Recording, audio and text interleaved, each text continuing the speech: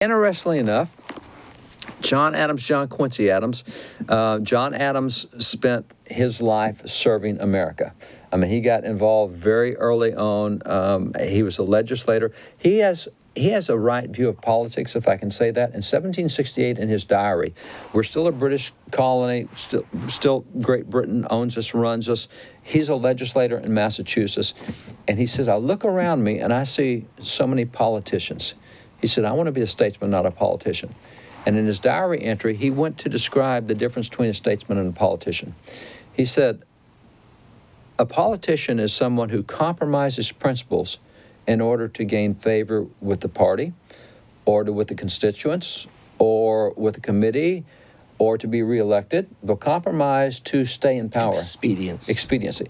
He said a statesman is someone who'll do what's right no matter what the consequences are, even if it costs him the next election. Wow. He said, I have to be a statesman. He said, the duration of future punishment terrifies me. He said, when I think of having the answer to God for what I do, it scares me to death to stand in front of him and say, why did you sell out your country? Why did you sell out this? He said, that scares me to death. He said, I can never be a politician. See, somehow the fear of the Lord gets pushed away in the age of grace. That's not understanding grace very well. Oh, it's not understanding grace at all. I mean, it's sort of divine excusivism. I thought the best definition I've ever heard of grace is the empowering presence of God to be and do everything that we've been called to be and do. Mm-hmm. It's not squishy. Go ahead and That's it's right. Okay just for you to sin. It's like, That's no, right. there's consequences to everything.